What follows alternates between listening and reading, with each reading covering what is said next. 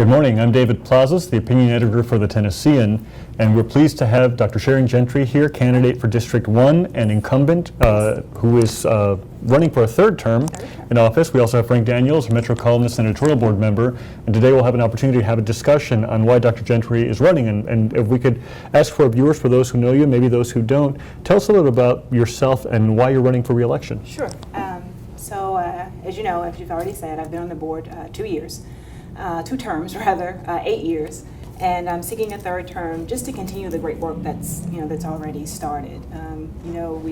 We're at that point now where things are looking brighter than they've looked in a very long time with the new leader and new leadership team that has been built at the central office, and the changes that are going on in our high priority schools with a selection of some very outstanding and highly talented principals to start to support that turnaround work that we need to do. Mm-hmm. There's a lot of foundational things that have happened with programs that have been established over the past 8 years that we believe are very core to helping be the foundation for a lot of the good things that are happening and a lot of the new ideas that will be brought to the district by this team. And so just to continue that and to be a part of that, being very knowledgeable of where we've come and what we've been through and the work that we're doing and the programs that will sustain that effort. And having grown in my ability and the board as a whole, their ability to really assess what it means to be successful in those things, which I think has been by maybe a weakness over some of the earlier years of my tenure, but understanding now the importance of ensuring that we have strong metrics to measure that success, and we understand what it is we're trying to achieve with the initiatives that we're putting out there. And so I think it's a very exciting time. And having 2 students and kids that are still in the system, I'm personally vested in seeing that things get better for all of our kids. What are your expectations for and hopes for these next 4 years if you're reelected? Yeah, so things like increased parental engagement and communication, which I believe has already started. Finding a place for everyone. My phrase has been, there's room for everyone under the tent. Mm-hmm. And being very much more intentional about creating partnerships that are real and partnerships that are really aligned with what we're trying to accomplish. Speaking of that, a serious revisit of our strategic plan to say, those are the right things, but when do we know we've gotten it right? And I think that's the piece, the fundamental piece that's still lacking in there, so the public can understand, so our stakeholders can understand, so all those individuals and organizations that have invested in us and in our students will understand what's going to be the outcome and what would we define success as. But of course, there's got to be that near-term plan, that 1-year plan that says we've got a whole lot of new things and new people here in the mix, and we've got some problems that are huge that need to get some very big and very early wins to keep the confidence and grow the confidence and start to lure people back to public schools. In your 2 terms so far, can you describe sort of, you were talking a little bit about it in your introduction, the arc of your understanding in that process, and when we talk about metrics and we sort of see the continued slow progress and sometimes no progress in the performance of our kids, can you describe for our readers and for your constituents how you think about that and how you think about change? Sure. So early on, and I will tell you the learning curve of being a board member is very steep. If you're new to the process and to the system and the environment. And my background being, definitely having a degree in higher education, having done adjunct teaching at a university, you're on that end where you're starting to see what the system is producing. And so you're saying, hey, I think I can help. I want to be a part of the conversation to make things different. So you come to the table, and it's not that simple. It's easy to say as a candidate all the great things we want to do and the things that we're going to change. And it's a process. It's a system. It is a big machine. And so, the first 2 years, I can tell you honestly, I'm thinking, I've got this experience from the business community. I know what a good student looks like coming into a college environment, and these are the things I'm going to do to close the gap. But for me, it was really finding the right place for that different perspective. And it really is more of a corporate perspective and talking in terms of our presentations don't need to be 47 slides to get our point across. We really just need to hit the mark. What is it that we're trying to accomplish? What does that success look like? And how can I, as a board member, help you? And that took a long time to kind of push that message and bring the entire district along on that journey. And then you get new board members that start to think in the same way, right? We've got experiences, and I will say that the board that sits there today represents a wide variety of real talent and real experiences that can contribute positively to the conversation. And so I think with a new leader at the helm and willing to partner in having that discussion, and I'll have to say this weekend's retreat took us, I think, a great step forward in understanding that our role doesn't have to be boss over superintendent. It really can and should be a partner with the director of schools in defining that success and walking that journey together and playing our part in supporting that success of those initiatives. So, going from thinking that it's be easy because I can just say what I want and understanding that I am a voice among nine, that has to help shape the conversation in a way that it is relevant to the students, it's relevant to the parents, it indicates clear expectations and support of our teachers and our building level leaders, and then still to our office staff as well. So that was, again, a learning curve, and when you really understand that there are three things that a board member does, that a board does.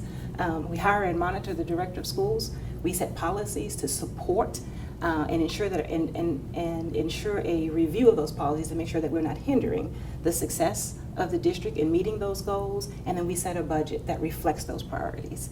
Those three things, and that's our space. And having someone that you can trust at the helm makes it much easier for us to play in our space.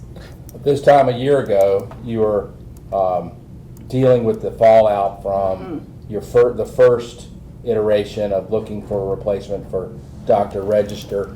Can you talk about what you learned from the first go-round and how you applied it in the second go-round? Absolutely. So one of the things that I've said recently in the opportunities I've had to speak to individuals is I think our goal, when we were very excited about this opportunity to get a leader in here that was just different. But I don't think we'd taken the time to define what different looked like and what different really, really meant. And so and the second thing that changed, and it was just a change in terminology, right? So we had a search process the first time, we had a recruitment strategy the second time. And it really was believing our own talk that says we deserve to have the best director of schools, not the person that's willing to come and deal with the board, that's willing to come and deal with all of our challenges, that actually, possibly understands what the diversity in this district really, really means, from not just a socioeconomic impact, but the thing that we call the ACEs, right? Those adverse childhood experiences, and we've talked about that before. It became much more tangible for us and much more intentional to say, yeah, all of those things are important, but we want the best that there is out there, not just the willing. And so it was a different approach, understanding that we couldn't do it alone, and getting over that fear of, well, if we let the metro government and the mayor's office help, they're going to want something. And if we let the nonprofit community help, they're going to want something. Yeah, they actually want what's best for the district, because the mayor's success depends on a high quality and high functioning education system. And the nonprofit community isn't going to continue to support one that's not high functioning and producing. And so it was getting past all of that and getting over ourselves and saying that in order for us to get what we deserve and what our students and teachers and parents deserve, we need to open our arms and partner with these organizations and these entities to do this in a way that sets the tone for someone as highly talented and highly experienced to know that they have a support system when they come here to do the things that are going to be necessary to see the successes that we want. And then, there are going to be some hard choices to make, and he's already started that work. It was really interesting to me to read all the community feedback from the process during this time. And was there anything that surprised you or that encouraged you about that feedback in terms of trying to come to the final decision of hiring Dr. Joseph? I think the most amazing thing, and it came out in the final report from the Search Advisory Committee, was the fact that there was not that much difference between what parents wanted, what teachers wanted, and what community members in general wanted. That shocked me more than anything. I thought that there would be just almost this inverted triangle every time you went from one column to the next, and it wasn't. Everybody wants high quality, seats for students and the best opportunities possible. They want to see us put programs in that actually are meaningful and have defined metrics, and they understand what the outcomes of those things are supposed to be. And there was not this disparate opinion and view about what good education and a good, highly functioning school system looks like. And so that was extremely encouraging. And the fact that the community came out again for a second, right? Gave us a second chance, and we're as engaged, if not more. I think we tripled or quadrupled our engagement and our touches and feedback from the community in this process. So that was, that set a tone that was just undeniably affirming for us as a board, that we were on the right path. We made the right decision in making this a partnership and being highly collaborative in this process. You talked about in the second iteration that you changed the vocabulary, you changed the way you talked about the process. Dr. Joseph assigned the board a reading, leadership and self-deception, Yes. And it sounds to me he assigned that just because he wanted to have a vocabulary to talk about leadership. And just wondering if you read the book and what did you think about it? Yes, we all had to read it. We were all asked to read it. So I can't almost say had to. We all were asked to read it. And the title itself is really daunting, right? It's almost like you think you're doing this well, but you're really, really not. And so it was the core and the foundational reading for the workshop itself, the retreat itself. We had a facilitator, Michael Merchant, and the whole concept is this developing an outward mindset that really says that my success depends on your success. That's it. I can't be successful if I'm not creating an environment and doing the things and being supportive and aligning resources, et cetera, that will support your success. Fundamental to that means I need to understand what success looks like for you. And so it means I have to have a relationship with you. I have to have dialogue with you. I have to have a conversation with you. And so that is something that can translate from how board members interact with one another, how the board interacts with the director in the central office, how the central office team who were present, the senior staff, how they interact with teachers and principals, and then that translates to teachers and principals and their interaction with the community. So it has an application that can totally change how we engage and how we define success for the district. Having read the book, having had your retreat, as you look back over the last 16 months or so. And where was that book? Well, I was wondering, do you look at the past differently through these eyes than you did at the time you were going through it? I think that it's definite that probably the partnership idea would not have been shunned had we had that mindset, that outward mindset, and understanding that the need to be collaborative, the need to create relationships, the need to understand that everyone's success is dependent on the other, would have definitely helped us approach it differently, and probably and not to say that the outcome would have been different, but I think that our approach to it would have been completely different. One of the things that the board did recently before, Dr. Joseph doesn't start till this Friday, but the board agreed to sue the state for a basic education program. Could you take us through that decision? What was your thought process behind it, and should you have waited until after Dr. Joseph came? Yeah, so there's probably mixed feelings on the should we have waited. So the thinking has been for quite some time that, and everyone knows this, that the BEP has never been fully funded. So recent actions by the legislature to pour some additional funds into it, some of them will be recurring, some of them are one-time dollars, and there's no guarantee that those dollars will return. So that's part of the thinking. So just to be clear, our initial engagement from a legal perspective has not been on full BEP, has just been on the EL component of it. And so we have the largest EL population for a school district in the state, and there is the recommendation that it should be funded at 1 to 20. The state has opted 1 to 25, and we're just asking them, as with the BEP, to adhere to what the recommendation and the ratio says it should be. But I think if nothing else, and this was my statement in the executive session when we discussed it, was to say we have to at least be able to say that we know it's important and we think it matters and that we believe that it's the right thing to do. Whether it ends up being anything different, no, I don't know. BEP, you know how long the first lawsuit took with the small school districts to get BEP 2.0. So that's not to say there's going to be an immediate turnaround. But we believe it's important, and we believe it's on behalf of the taxpayers, of the 86,000 kids that we serve, your funds are not being returned into the school system as you would hope they would be invested. Should we have waited until Dr. Joseph? There's split thinking on that. It's just what we needed to do. Some people say, well, it gives him cover. It wasn't his decision. So how's your relationship with the state? Because certainly you've been through several education commissioners, and there's what I've been told is that there's a sharp contrast between Candace McQueen and also her predecessor. And talk to us a little bit about how that's going. So I think Candace has been much more open-handed and extending, to have great conversations with us, include us in workshops and meetings and sessions that she's having to help shape the dialogue. Always willing to come to us or have us come to her. There's always already scheduling of that discussion and conversation with she and Dr. Joseph very early after his arrival here. So it's really totally different. I don't feel like I have adversary is a strong word, and I'll admit to that, but I feel more like we have a partner that really wants us to be successful and is not waiting to implement strategies as a result of our failures. Mm-hmm. Is suing the state in the box or out of the box? I think it's in the box thinking. I will definitely admit to that. Fair enough. It is in the box thinking. You've been there for 8 years. You'd like to be there for 4 more years. Can you talk about maybe the one thing, or identify the one thing that you've learned that Metro Schools is doing well and should not stop doing? What was affirmed for me yesterday was our academy model.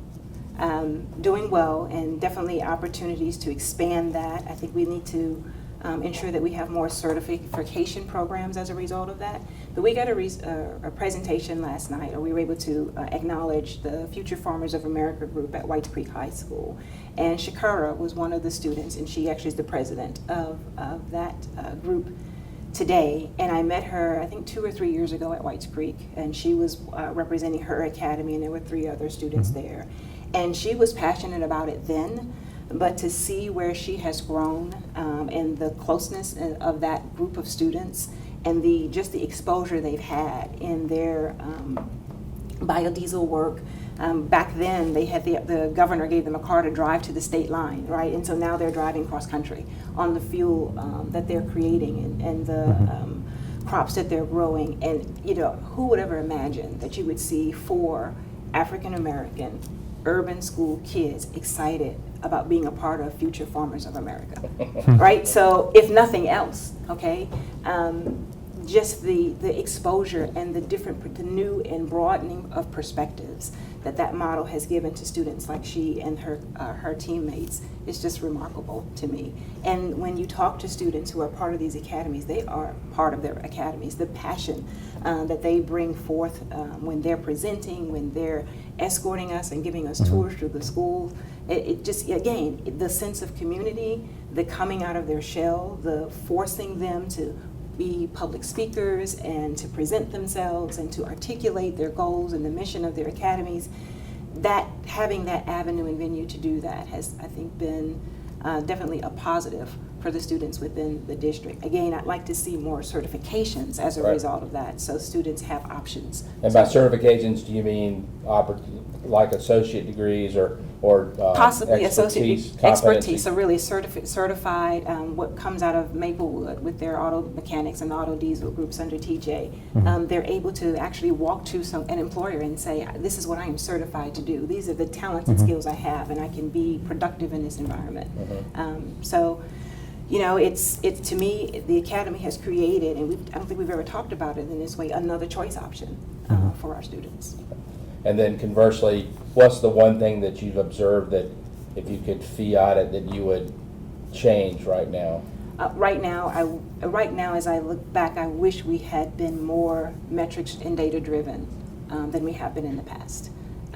We have bragged endlessly, right, about this data warehouse that we have, but I don't know that we have been as intentional, at least on the board floor, of having that data and requiring that data to be in front of us and having our conversations driven by what the data is telling us versus what's the popular trend or what's going on in another state or some visit someone had. They would just love to see us do this because it looks good and it sounds savvy. But is it the right thing to move us to where we want to be? So having been much more clear about where we want to be year over year, and understanding what programs that we have in place and that we're funding that are getting us closer to those objectives.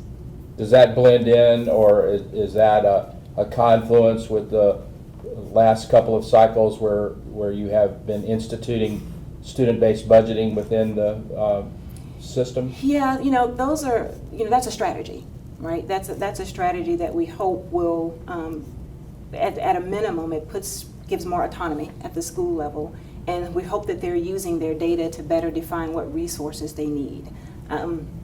Again, without that level of transparency to say, here are our schools, and at a very minimum, we want to be here with reading and they want to be here with math. That's not something that has been presented in that way to us. But just getting that fundamental about what we want to accomplish and how we want to measure and monitor that is something that I know is happening, and we'll get there, and we'll be there very, very soon. But we should have and could have been there a lot earlier. At the Nashville Rise Forum, in which you participated last week, there was discussion about the conversation around charter schools versus traditional public schools.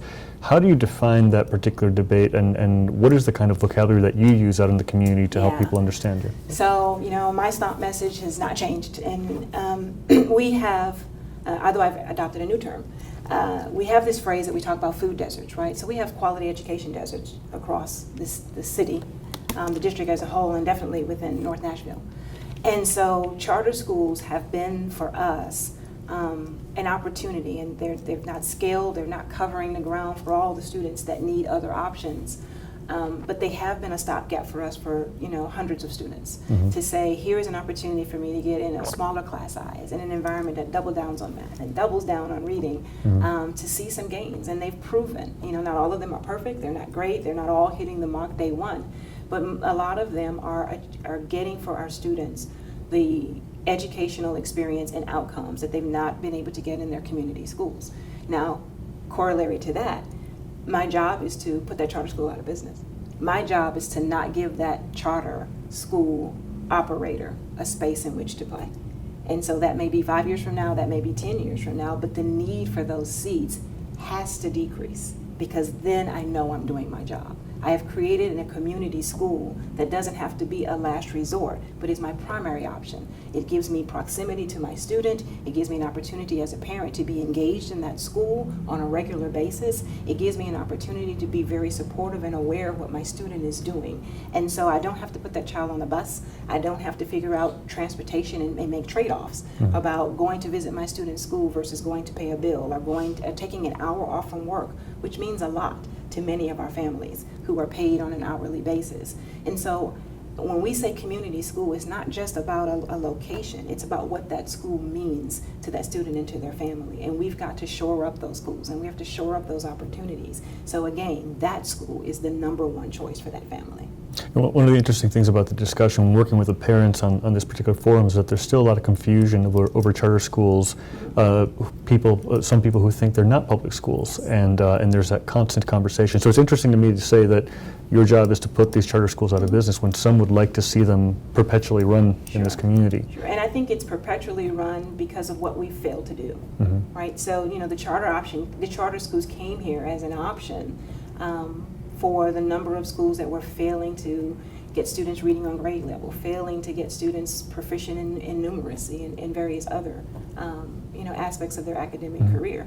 And so I say it facetiously, I'm sure there will always be a need, but it's getting to the point when we talk about how do they work together, it's getting to the point where the system is the driver and not the charter operator and not our failures. It's to say, hey, I don't have the capacity for the number of students that are now going to be present in Southeast Davidson County, for example. So I would love to have a charter partner that can create that capacity for me, because I don't want to put students in portables, but I would love someone to be able to create that capacity for us. I have a growing EL population, and I'm struggling, right? So if I can find a charter operator who is killing it with EL students, and they are mastering the language and excelling in academics as well, I would love to partner with that school. So there are reasons where having a partner that's providing high quality education opportunities is important and necessary. I would even add, when it comes to our students who are on the other end of the spectrum, our highly gifted and talented students, that funnel, it is truly an inverted triangle when it comes to education opportunities. When students go through elementary school and then through middle school opportunities, and they get down to two high schools that we have here. My dream is that you have that opportunity to continue to grow as a gifted and talented student in any of our high schools. right? But today, we don't have that capacity either. And so having a partner that creates a capacity and opportunity for gifted and talented would be welcome from my perspective, until we as the district can grow and flex and expand and create those high quality education opportunities for all students in all of our schools. So getting back to the earlier part of our conversation, we talked about how you talk about things, and one of the reasons that charter schools were advocated was because they would try innovative approaches to education, try new things, and hopefully that would be incorporated in a system-wide thing. If we talk about that my job is to put them out of business, what does that mean for collaboration? Right, and so when I say put, again, so just so that there's not, that the driver for them is not based on our failures. Okay. Is really what I mean when I say that. And so what it means for, there should have been there are these incubation centers intentionally, was our initial conversation and talk about it, for things that are going great and the things that they're doing differently. And I think student-based budgeting is sort of the part of the partnering of that.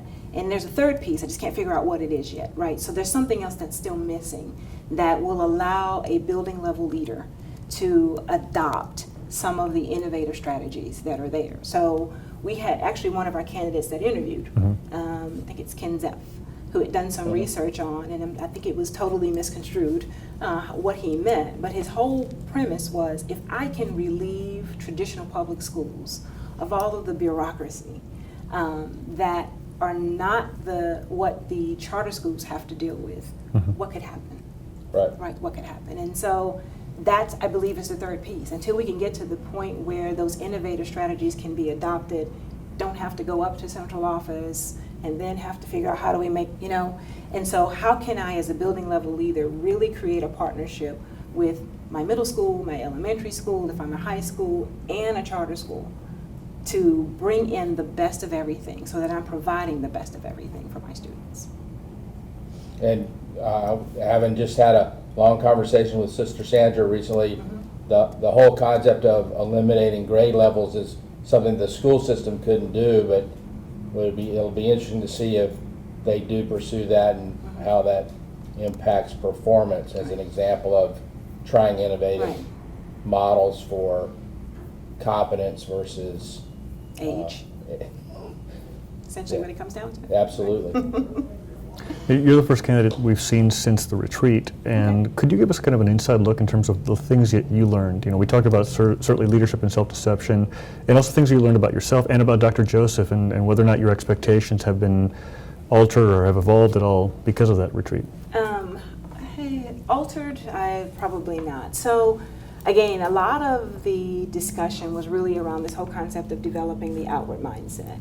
And we learned some new terms like collusion, being in the box, and I think, again, gives us not just terminology, but I have now a very respectful and polite way to say to a fellow board member, to say to a director of schools that, right now you're in the box.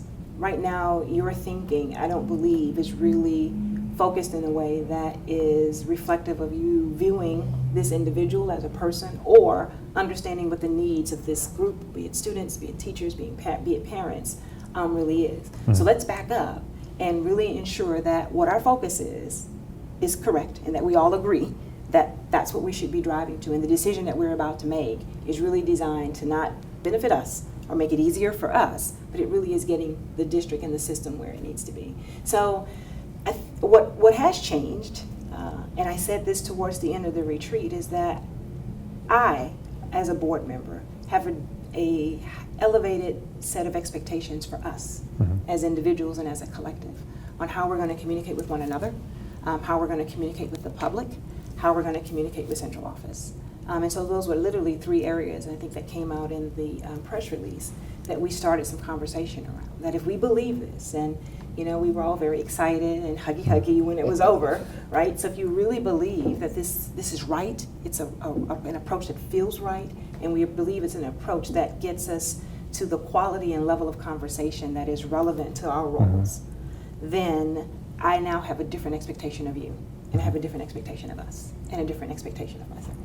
And I'm curious, in terms of the way you see yourself as the chairperson of the board and also as a board member itself, I'd love to get your thoughts It's a about looking challenge. back and then looking ahead. Yeah. It's a challenge. So I will tell you that, if I get reelected, I'm so looking forward to getting back to my seat over there on the corner at the end of the table. I believe that your role as a board chair, extremely time consuming, and all the things that happen before you get to 5 o'clock, second and fourth Tuesday.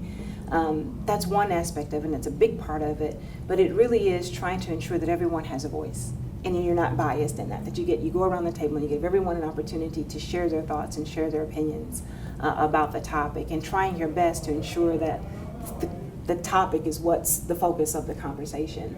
And sometimes there are thoughts in my head that you want to blurt out that really clearly show what side of the fence you're on. And so I think it's probably a challenge for your constituency as well.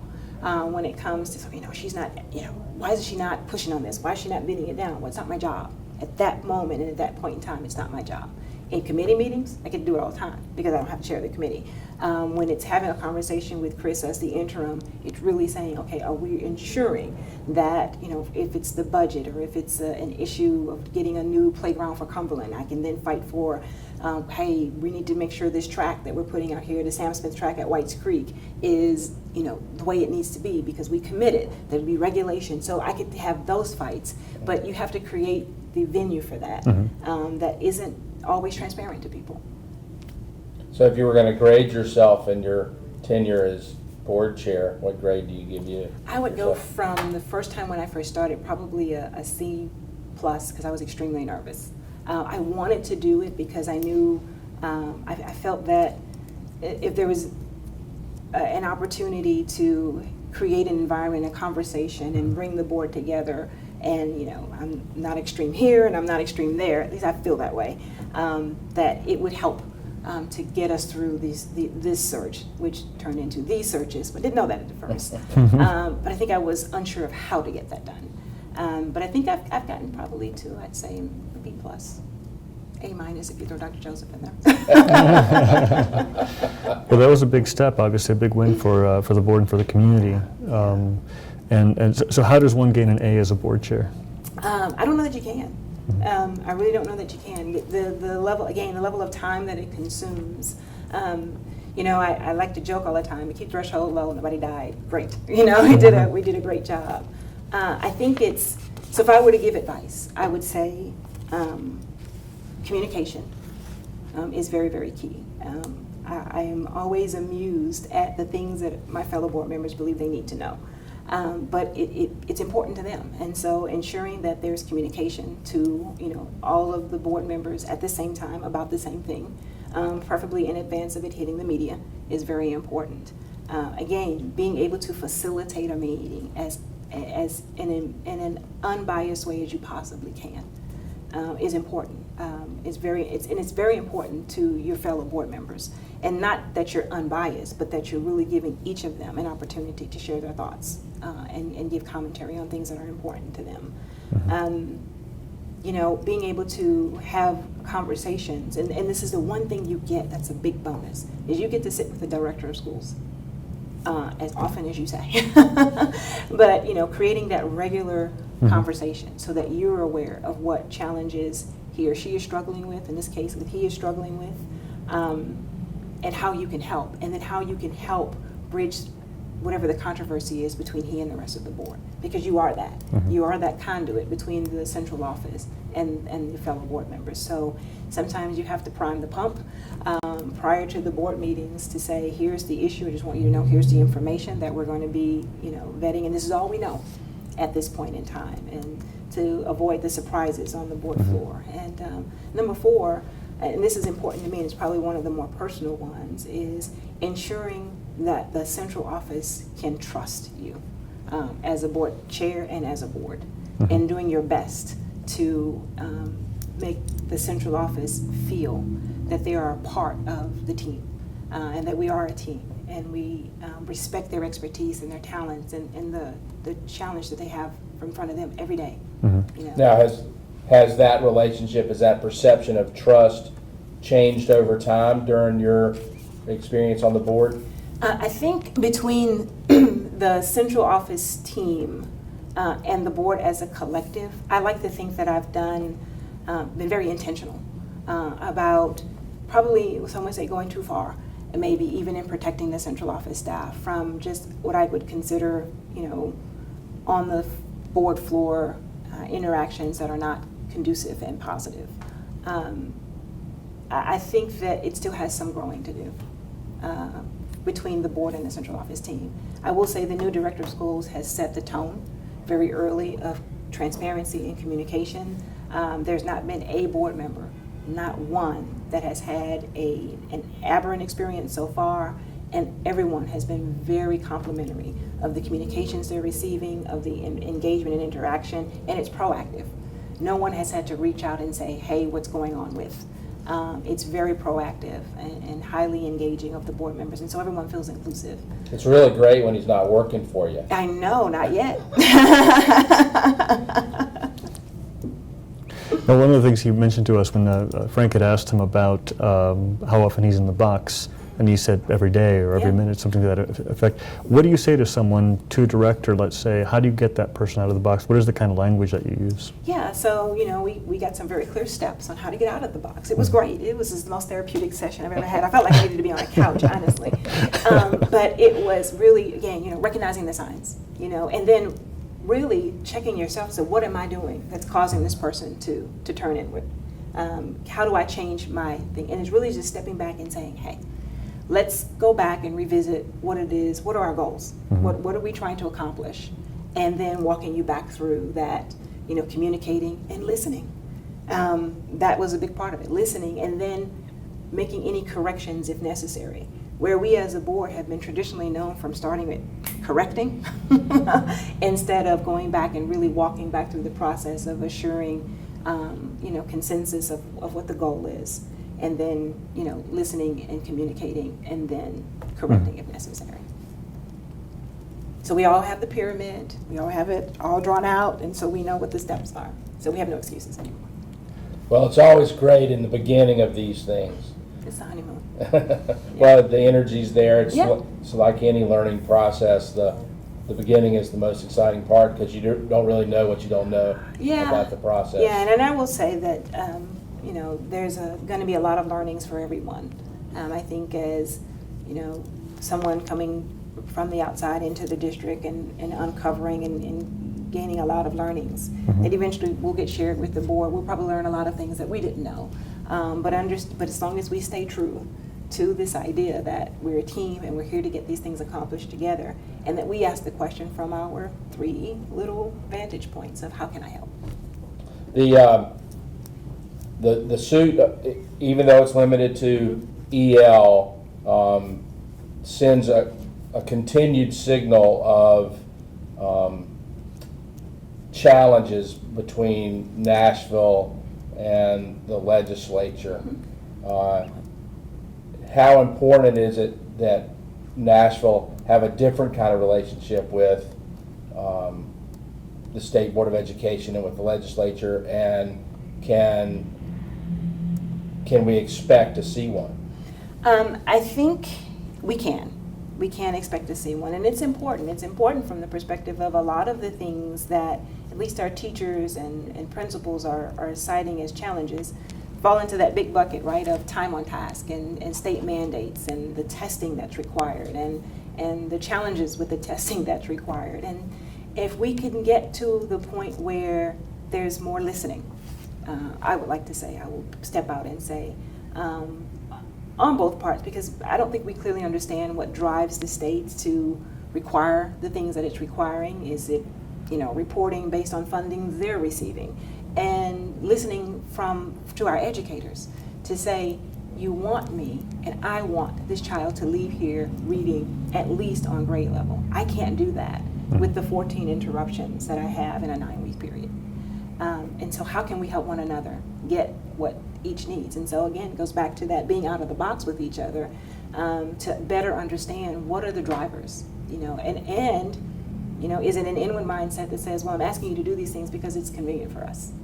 Another place where we've had contention with the state is around the Achievement School District, the takeover of Neely's Bend, and Can you talk about that process, where we stand today, and what the goals would be moving forward? Sure. So today, in the past, the big fuss has been, first of all, the whole takeover concept. So just the whole tone that we're going to come in and, not to beat up on the new vocabulary, but you start off in an in-the-box, very contentious relationship when you just come in and say to the district, you don't know what you're doing, we know better, but at the end of the day, you've not achieved better.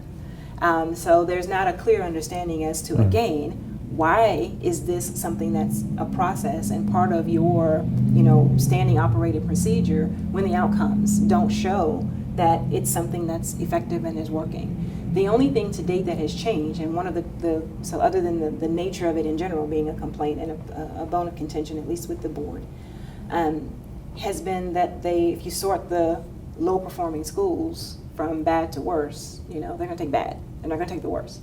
And so now it's changing how they select that school, that it won't be, well, I'm going to take the least bad school that you have, so I have at least a head start on making things a little bit better. But how do we get to the point where that's really not the answer? And the answer is the same role that I'm hoping that I see the board growing and understanding. How can we help you? How can we help you meet your goals? No one has, we don't have a school that's failing because the district has decided, well, these 15 schools we're not interested in. It's we need help. And sometimes that's funding, sometimes that's a release from some of the bureaucratic requirements, sometimes that's being able to change things like calendars and how we resource those schools. I'm never a fan of saying that more money solves the problem, but at least have the conversation with me. Walk with me as I walk through this school and assess what my challenges are and what I believe are my strategies to fix it, and here's what I need to be able to do that. United States Secretary of Education King was here this week in Nashville, and even though he was talking about charter schools and having a conversation, he also had a conversation yesterday, I believe, on the new Every Student Succeeds Act. And he'll certainly, at least for the end of his tenure, probably will be implementing a portion of that. What are your hopes and expectations for what that can do for local school districts? We actually had a resolution on deck to present our support for that. That just got lost in the melee of director search and all the other components of that. The name alone, I think, says everything about what our hopes are. And when we talk about our students that are, our English language learners and population that get there, was it a school district that had a salutatorian and a valedictorian and that at the graduation, well, we're undocumented, so here's the end of the road for me. How do we, creating an environment and the expectations that this whole concept that education is a great equalizer becomes true. And I've said this, I don't think if it was a conversation with you several years ago, that was a question that was presented to me when defending my dissertation. And I don't believe that it is today for us in this country, because you can receive a quality education, you can have that experience and have the potential, and it be cut off from you over, bureaucracy and things that don't have to be. So for us, having not just the EL population, but students of high poverty, our mobility rate across the district being where it is, and you were at that meeting talking about the 76%, that's a North Nashville school. Buena Vista has a 76% change in its student population every 9 weeks. So having those additional resources and those additional expectations and support for that is the difference between, again, education being a great equalizer and an empty promise. How do you see Tennessee taking on the role of establishing its own standards? Because this essentially decentralizes this quite a bit, and there was that fear at first that if you leave it up to the states, they're essentially going to game the system, because some of that did happen years and years ago. And so, we often brag about our standards being high, but I think this is an opportunity for that to be a more collaborative discussion in setting what those standards need to be. And if we can just bring educators to the table to be a real part of that discussion and that planning, and not just creating the standards and saying, hey, we've done it. What does that mean? What does that look like? What's the transition process? Following it actually through development to implementation, which we don't do a great job of. We create a new tool or a new process, and we have no idea what's going to happen when we pull the pin.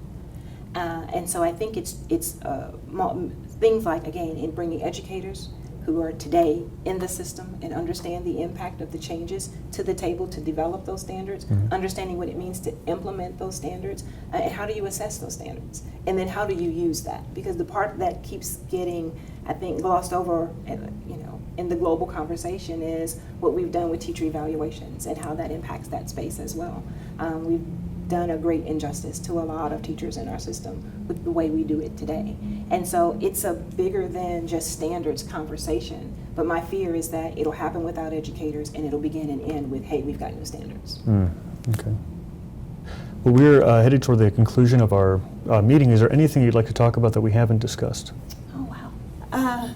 I just, I'm excited again at where we are as a district and our opportunities to move forward with a new team and a new focus. Our teachers and our building level leaders are excited. Our families are excited. We've got the perfect storm, right? And so it's early, but being a part of a team that then has to say, how do we keep that momentum going? How do we maximize that? How do we keep true on the promise of what this change has brought to our district? And so creating, whether it's reviewing our policies, which we will do, looking at our policies to say, how do we support this? Where do we have a policy that's going to hinder? Do we have policies that are causing us to have the disciplinary data that we have or the achievement data that we have? How can we help? And so looking at it from that perspective to, join this new team to say, we've off to a great start, this momentum is good, but we don't want it to be another, empty promise for our families. And just to continue the tradition of service that, is part of our family dynamic. And, it's probably one of the most, other than having my kids, the most rewarding thing I've done. I mean, the conversations are hard, but when you get to the point where you can deliver something to a school, whether it's, just really having somebody to pull requisitions to get ceiling tiles replaced, it means a lot. It means a lot. And having a leader that also believes there's room for everyone under the tent. And we now get to change the relationship with SEIU. We get to change the relationship with MNEA. We get to do more now than I felt we've had the potential to do in a very, very long time. So I'm just excited. Would you like to share your contact information with the public? Sure, absolutely. My email address is gentry4district1@comcast.net. And my website is SharonGentryForSchoolBoard.com. And I know I'm not a Twitterer, but you have a card. But re-elect Sharon. Is that right, Taylor? Help me. That's right. We have a Twitter I have it over here. account. We'll put it Re-elect on Sharon. there. Yeah, Yes, re-elect Sharon is the Twitter account. And we have a Facebook page as well. So well, very good. reach out and ask any questions that you have, and I look forward to continuing to work with everyone. Well, thank you very much, Dr. Gentry. We appreciate your time. And to the public, we appreciate your watching. We have 3 more school board interviews to go this week, and we're very pleased to have you here today with us. And please register to vote and vote on August 4th. Yes, thank you. Thank you very much.